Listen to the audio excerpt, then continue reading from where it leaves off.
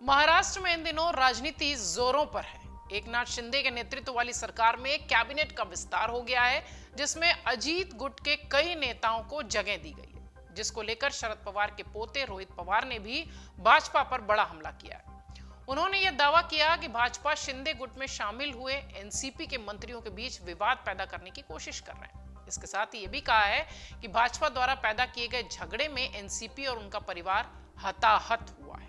रोहित पवार ने अपने बयान में कहा कि एनसीपी प्रमुख शरद पवार का मानना है कि भाजपा ने परिवार और पार्टी को तोड़ दिया। अगर भाजपा सबके प्रति जवाबदेह है तो मुख्य निशाना भी भाजपा ही होगी।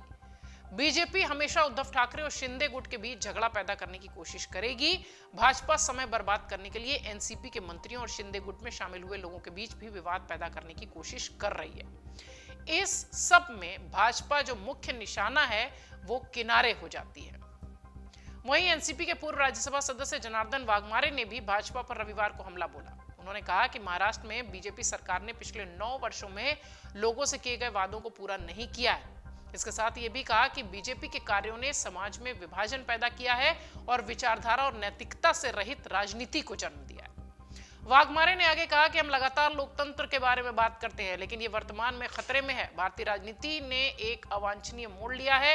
विचारधारा के साथ साथ नैतिकता भी जरूरी है, लेकिन दुर्भाग्य से आज की राजनीति में ऐसा कुछ भी नहीं है। शक्तियों का इस्तेमाल धर्मों समुदायों को विभाजित करने के लिए किया जा रहा है, जो संविधान के सिद्धांतों के खिलाफ है। और संविधान धर्मनिरपेक्षता पर आधारित है, लेकिन इसका आधार नष्ट किया जा रहा है। ये सारी बातें वाघमारे ने कही बीजेपी पर हमला बोलते हुए।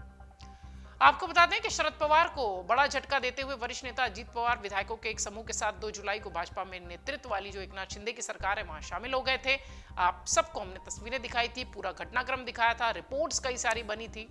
राष्ट्रवादी कांग्रेस पार्टी के 9 विधायकों को शामिल करने के तुरंत बाद एकनाथ शिंदे के नेतृत्व वाली सरकार में एक बड़े कैबिनेट विस्तार में नए उप मुख्यमंत्री अजीत पवार को वित्त और योजना मंत्रालय सौंप दिया गया है।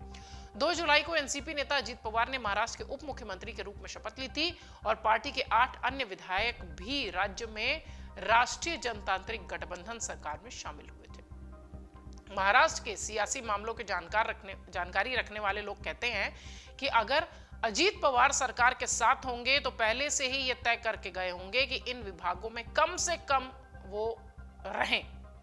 बीजेपी ने उनसे वादा किया होगा और मुख्यमंत्री से भी चर्चा हुई होगी। ये सारी बातें राजनीतिक विश्लेषक कह रहे हैं, जानकार कह रहे हैं, जो कि महाराष्ट्र की सियासत को बहुत नजदीक से देखते हैं। कुछ मीडिया रिपोर्ट्स ने भी यह दावा किया है कि एनसीपी के सूत्र ये कहते हैं कि अजीत पवार गुट के शिंदे फडणवीस सरकार में शामिल होने के पहले ही ये सौदा कर लिया गया था कि उन्हें कौन कौन सा मंत्रालय चाहिए, और ये बात दिल्ली भी पहुंचा दी गई थी। ये सारी बातें सूत्रों के हवाले से कई मीडिया रिपोर्ट्स में चल रही हैं। अब आइए आपको बताते हैं कि अजीत गुट के जो नेता हैं या खुद अजीत पवार हैं, उन्हें कौन कौन से मंत्रालय मिले। अजीत पवार के पास वित्त और योजना विभाग है। इधर छगन भुजबल खाद्य और नागरिक आपूर्ति विभाग के साथ जिम्मेदारी संभाल रहे हैं। धनंजय मुंडे को कृषि मंत्रालय, हसन मुशरीफ को चिकित्सा और शिक्षा विभाग सौंपा गया है। अदिति तटकरे को महिला और बाल विकास मंत्रालय, दिलीप वलसे पाटिल को सहकारिता विभाग मिला है। वहीं संजय बनसोडे को खेल और युवा कल्याण मंत्री बनाया गया है। ये सारे अजीत गुट के नेता हैं। 2 जुलाई को एनसीपी के 9 विधायक शिंदे कैबिनेट में शामिल हुए थे। इनमें अजीत पवार को डिप्टी सीएम बना दिया गया। इसके अलावा 8 अन्य विधायकों, जिनमें कि छगन भुजबल थे, धनंजय मुंडे, अनिल पाटिल, दिलीप वलसे पाटिल, धर्मराव त्राम, संजय बानसेडे, अदिति तटकरे और हसन मुशरीफ ने भी मंत्री पद की शपथ ली थी। एनसीपी के 9 मंत्रियों को मिलाकर महाराष्ट्र में अब कुल 29 कैबिनेट मंत्री हो गए हैं। और इस बीच शरद पवार के पोते का यह बयान महाराष्ट्र की सियासत में फिर चर्चा का विषय है। अमर उजाला अब आपके टीवी पर भी। अपने स्मार्ट टीवी पर यूट्यूब पर सर्च करें अमर उजाला, चैनल सब्सक्राइब करें और देखें ताजा खबरें, वो भी HD क्वालिटी में।